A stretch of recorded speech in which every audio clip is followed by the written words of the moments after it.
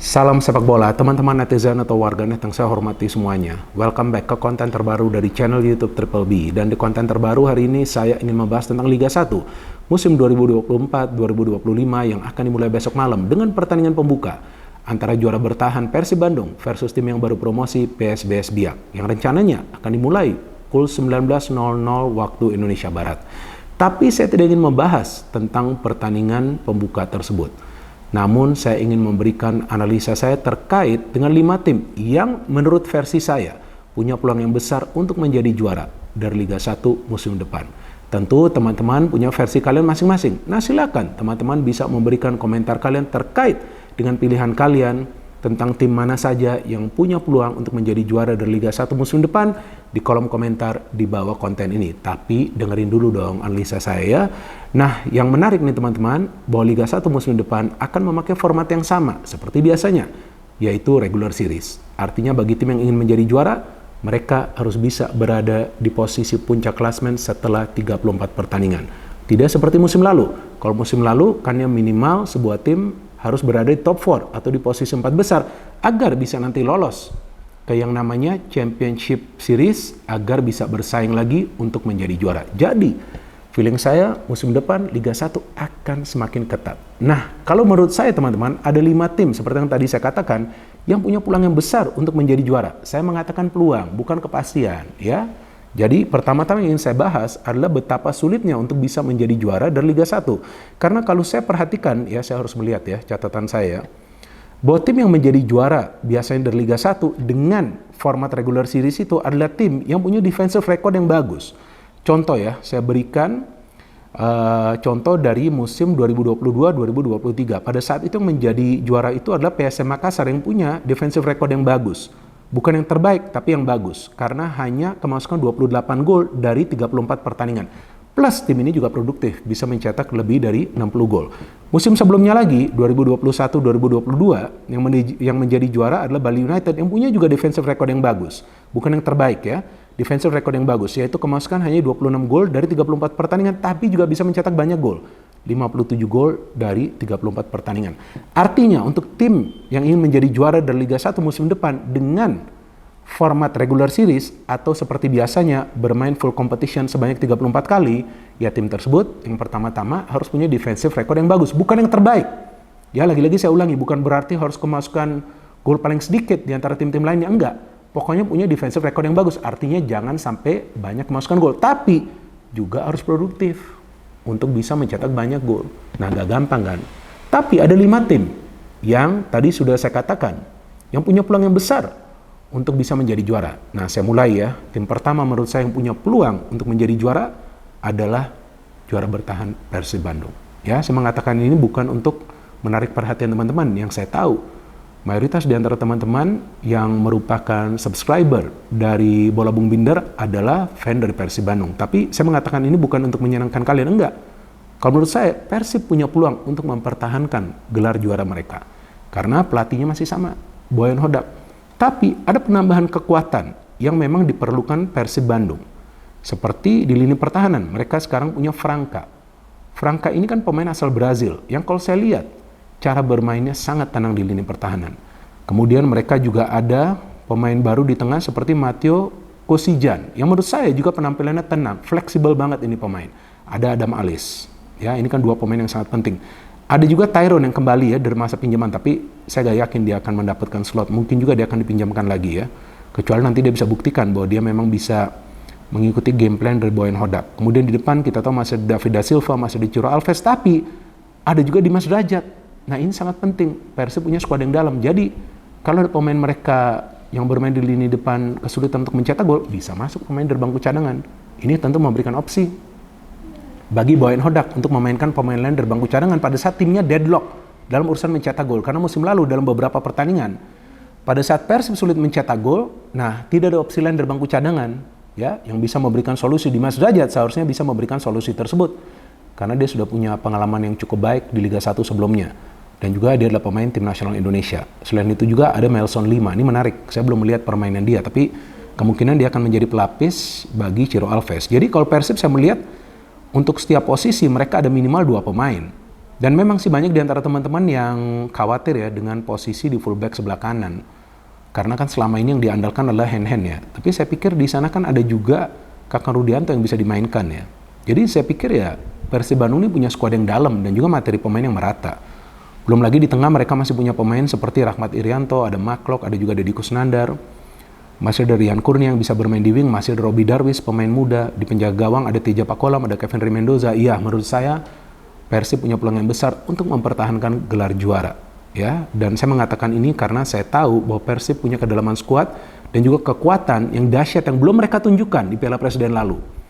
Karena Boyan Hodak mencoba banyak pemain di setiap pertandingan, artinya memberikan kesempatan kepada banyak pemain. Jadi sepertinya Piala Presiden itu bukan merupakan prioritas bagi Boyan Hodak, tapi dia ingin Persib nanti bersaing di Liga 1 untuk bisa kembali menjadi juara dan juga di kompetisi antar klub Asia.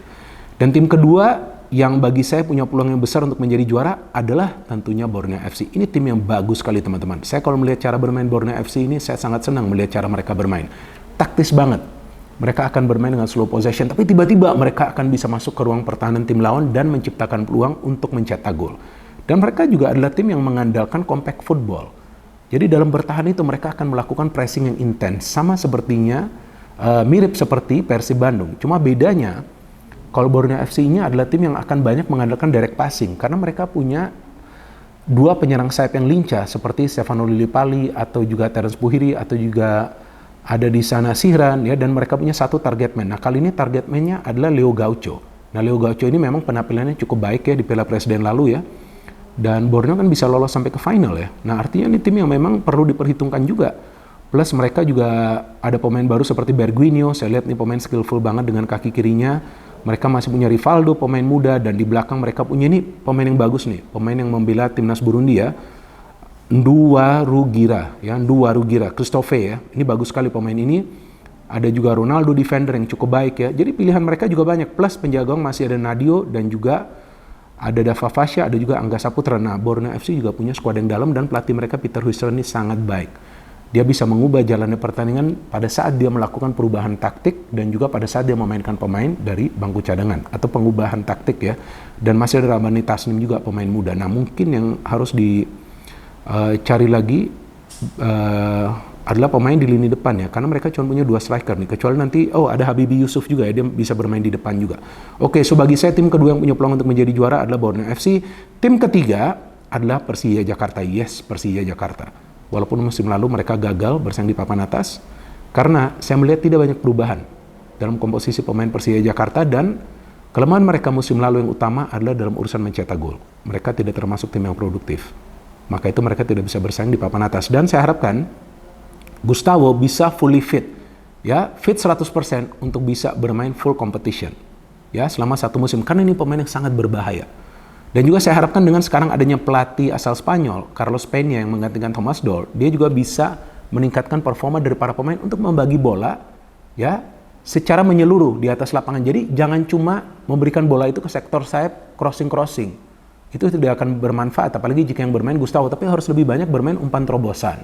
Ya, crossing atau bermain dari sayap itu sesekali saja mungkin ketika ada counter. Tapi kalau mau build up, lebih baik itu dari lini tengah langsung berikan bola ke depan. Dan saya melihat mereka punya pemain yang kreatif. Seperti Witan, ada Gayos, ada juga Abimanyu.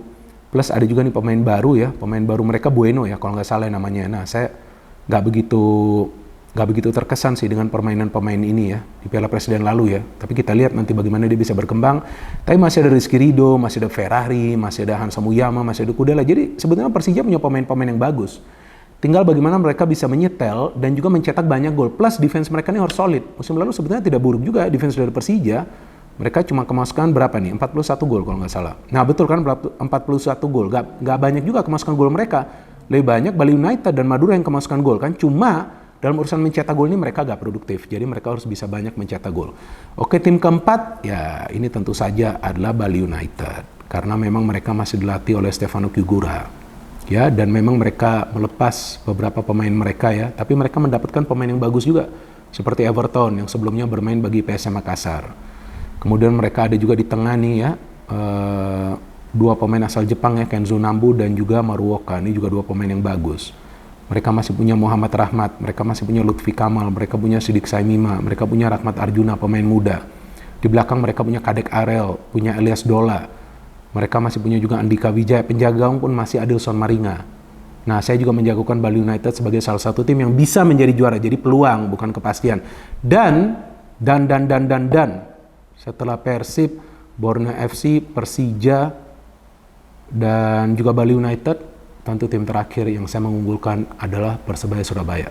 Bukan karena tim ini bermaterikan pemain-pemain berkualitas, tapi tim ini juga punya kedalaman squad, punya materi pemain yang merata. Nah, itulah yang akan memudahkan pelatih mereka Paul Munster untuk bisa melakukan rotasi di line up, untuk juga bisa menyulitkan para pemain tim lawan membaca pola permainan dari Persebaya, karena mereka punya pemain-pemain yang berkualitas di setiap lini. Dan sama seperti Persib, Persebaya juga punya 2 pemain untuk 1 posisi. Nah, itu akan memudahkan pelatih mereka Paul Munster jika ada pemain inti yang cedera.